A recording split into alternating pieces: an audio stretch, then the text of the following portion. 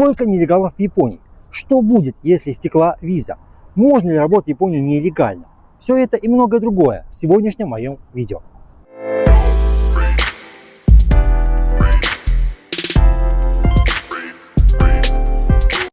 Здорово, хлопцы! Привет, девчата! Меня зовут Пых. Для тех, кто смотрит меня впервые, для тех, кто не знает, кто я такой, кратенько представлюсь. Итак, зовут меня Саша, но на YouTube больше известен как Пыхтич, он же Пых.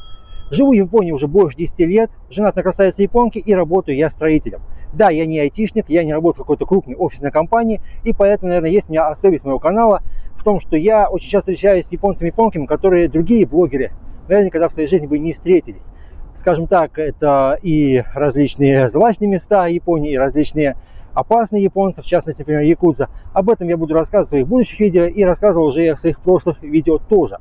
Если вас я еще не заинтересовал, то смотрите данное видео до конца. Обещаю, будет очень интересно. Дорогие друзья, товарищи, други, сегодня поговорим с вами на одну щепетильную, но, на мой взгляд, очень важную тему. Сегодня поговорим с вами о нелегалах в Японии. Чтобы вы понимали, какое количество сейчас нелегально иностранцев проживает в Японии, я нашел статистику. Статистика, к сожалению, за 2019 год, за прошлый год я не нашел. Итак, по составу за 2019 год в Японии нелегально проживает, если верить нескольким источникам, от 90 до 95 тысяч иностранцев. Как вы думаете, кто больше всего? Если вы подумаете, что китайцы, то вы угадали. Да, большая часть это Китай, это Вьетнам, это Корея. Причем в последнее время вьетнамцев все больше и больше. Связано это, с одной стороны, с тем, что очень много вьетнамцев приезжает по так называемой визе практиканта. Это когда вы живете и работаете в Японии, при этом обучаетесь профессии. И после того, как истекает срок визы, они не уезжают домой, они убегают, либо даже в процессе обучения убегают и живут там-сям. Незаконное нахождение в Японии на японском языке звучит как хотайзай. При этом хотайзайша это нелегал. Хотайзай делится на две составляющих.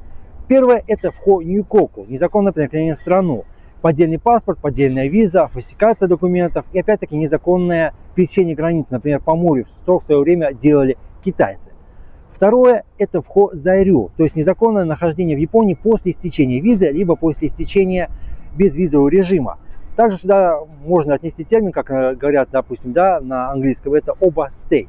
Непосредственно об этом мы сегодня и поговорим очень подробно. Если иностранец незаконно находится на территории Японии, то есть после истечения срока визы, либо после истечения безвизового режима, есть такие страны тоже, например, Израиль, то если вдруг его схватят, его ожидает три вещи. Первое и самое основное – это арест, тюрьма до 3 лет, либо штраф до 3 миллионов йен. Либо, самое главное, что многие упускают, блогеры, может быть и то, и другое. То есть, может быть и тюрьма на 3 года, может быть и штраф до 3 миллионов йен. Второе и тоже очень важное, это депортация на родину. Естественно, вас депортируют. Есть, да, случаи, чуть позже я об них расскажу, когда они депортируют, но следует ожидать, что 100% в конечном итоге вас депортируют на родину. И третье, для многих, наверное, самое ужасное, это запрет на въезд в Японию от 5 лет и выше. Есть случаи, когда даже на 10 лет запрещает въезд в Японию.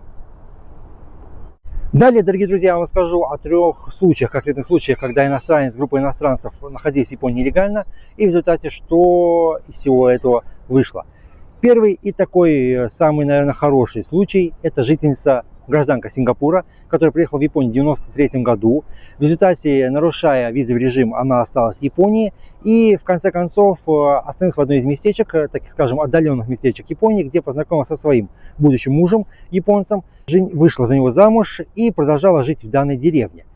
Все это время она волновалась в своем визовом режиме, пыталась через адвокатов что-то исправить, но ничего не выходило. В результате она пошла и сама, скажем так, сдалась с повинной, да, в иммиграцию. Что произошло дальше? Дальше суд, и суд решил, что она должна провести в тюрьме 2,5 года и назначил ей штраф, точно не скажу, потерял источник, 1,5 миллиона йен, где-то так. Но прошло следующее дальше. Ее не депортировали. Далее, ее не посадили в тюрьму, потому что были хорошие рекомендации со стороны тех, кто рядом с ней жили. За все то время, что она находилась в Японии, она ничего плохого не совершала. Не было каких-либо нарушений, да, кроме визового режима. Затем, опять-таки, она ухаживала за своим мужем, потому что муж у нее был довольно-таки престарелого возраста, потому что впоследствии скончался. Поэтому суд присудил ей так называемый дзарю токубецу кёка. Это особенное разрешение на пребывание в страну на год. В последующем она каждый год ее продлевать будет, и тем самым, возможно, есть шанс получить эйджукен, то есть вид на жительство в Японии. Вот такой положительный случай. Кстати, вот это вот дзарю токубецу кёка, чуть позже я подробнее расскажу вам, да, в данном видео, что это такое и что оно вообще дает в Японии. Второй и уже нехороший случай – это группа китайцев, которые были задержаны за нарушение визового режима в Ибараке. Задержали 12 человек, причем нарушения у них были разные. У кого-то 3 месяца, у кого-то полгода, 9 месяцев, год и даже 3 года тоже. Все они получили разные сроки. Кто-то получил год тюрьмы, кто-то 1,5, штрафы там от 1 миллиона до 3 миллионов йен. И один ничего не получил, потому что получилось так, что, по его словам, опять-таки это поверил судья, его обманули. То есть сказали, что можно находиться по истечении срока визы, а на самом деле это было делать, конечно же, нельзя. То есть вот такой случай. И здесь чем закончился данный случай? То, что всех их впоследствии депортировали. Это важный момент, это то, что даже если нелегал получает срок в тюрьме в Японии, то зачастую его не сажают, а просто-напросто депортируют на родину.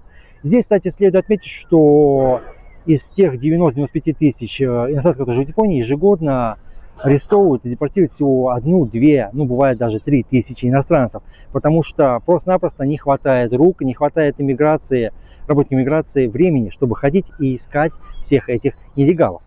Третий и, наверное, такой своеобразный случай – это кореец, который после истечения срока визы продолжал жить и работать в Японии. Правда, как он там работал, непонятно еще, я не нашел подробностей, но он продолжал жить в Японии, в том доме, который он снимал. И в результате, после того, как на него стучали, там нашелся, да, доброжелатель, его арестовали и судили не только его, но и домовладельца, потому что домовладелец, получается, становится соучастником. Почему так происходит? Это, кстати, важная особенность, да, то, что сейчас очень важно для нелегалов и тех, кто, может быть, будет жить нелегально в Японии, я, конечно, не советую об этом. Если вас арестовывают, то несете не только вы ответственность, но несет ответственность и работодатель, допустим, если вы работаете нелегально, и также несет ответственность те люди, которые, например, дают вам квартиру, либо вообще знают о том, что вы нелегально живете в Японии. Это тоже следует учитывать, очень важно. То есть, опять-таки, тот же самый работодатель может быть посажен на 3 года в тюрьму и, опять-таки, оштрафован до 3 миллионов йен. В результате корейца, да, и домовладельца судили, но домовладелец не знал просто-напросто, что кореец обманул ее и находился в Японии без визы, то есть нарушал визовый режим. Таким образом, суд оправдал домовладельца, а корейцу присудили, опять-таки, внимание, 2,5 года тюрьмы и штраф в 3 миллиона йен. Оба, да, случая, то есть совпадает и штраф, и заключение в тюрьму. В последующем его депортировали, конечно же, но, опять-таки, случай, когда оба, да, и штраф, и тюрьма, они есть, были и, наверное, еще будут. Чуть выше в видео я вам уже рассказал, да, о дзарю токубецу кёка. Это прошение, да, которое подается в иммиграцию в том случае, если вы хотите остаться в Японии после того, как вы нарушили визовый режим. Опять-таки, оформляется это все, скорее всего, через адвоката, потому что если вас арестовали, то понятное дело, что вы свободно по Японии гулять не сможете. И если было все нормально, то вы, в принципе, можете его получить, но там есть особенность того, что получить его больше всего шансов, если вы, например, состоите в браке с гражданином Японии, то есть женились вы на японке, либо вышли замуж за японца. Опять-таки, получают ее не все, и зависит все от конкретного случая каждого человека, поэтому здесь говорит о том, что опять-таки вы обязательно получите, да, разрешение на год, а последующее опять-таки будете продлевать, и, возможно, получите даже эйджукен. Шансов, я не скажу, что очень много. Следует отметить, что если вы, например, вдруг оказались нелегалом в Японии, то есть шанс получить не запрет на въезд в Японию на 5 лет, допустим, даже на 10 лет, когда такое тоже бывает. Был такой случай, когда китаец был депортирован из Японии, он получил запрет на въезд в Японию на 5 лет, но он по поддельным документам снова въехал в Японию, поддельный паспорт, поддельная виза, его снова арестовали, и опять-таки еще 5 лет запрета на въезд в Японию, то есть в общей сложности 10 лет.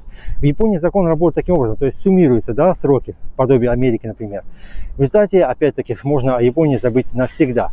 Так вот, если вдруг так случилось, что виза кончилась и стали нелегалом в Японии, то можно просто пойти и сдаться в иммиграцию. Что в результате произойдет? В результате вы получите всего лишь депортацию на родину и запрет на въезд в страну всего лишь на 1 год. Согласитесь, что 1 год и 5 лет это две вещи разные.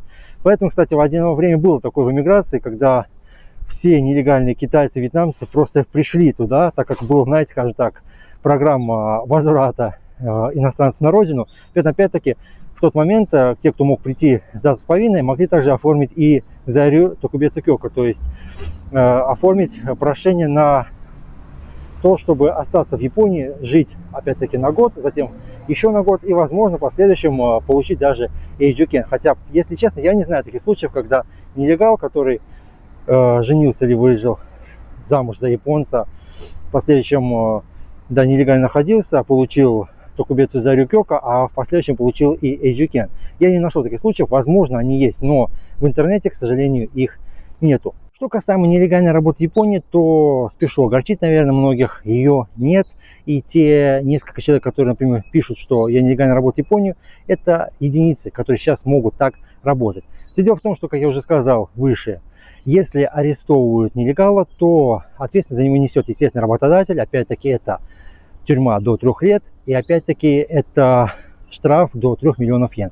При этом, как я сказал, он складывается, да, сроки. Поэтому, если, например, вдруг у данного работодателя несколько человек работает нелегально, например, 5 человек, то это может быть и тюрьма до 15 лет, и, соответственно, штраф до 15 миллионов йен. То есть, сенгу хякуман йен. Это очень большая сумма. И если, например, такой какой-то, да, владелец там мелкой авторазборки его арестуют, то понятное дело, что все, наверное, печалька. Большая печалька, и ничего хорошего из этого уже не выйдет.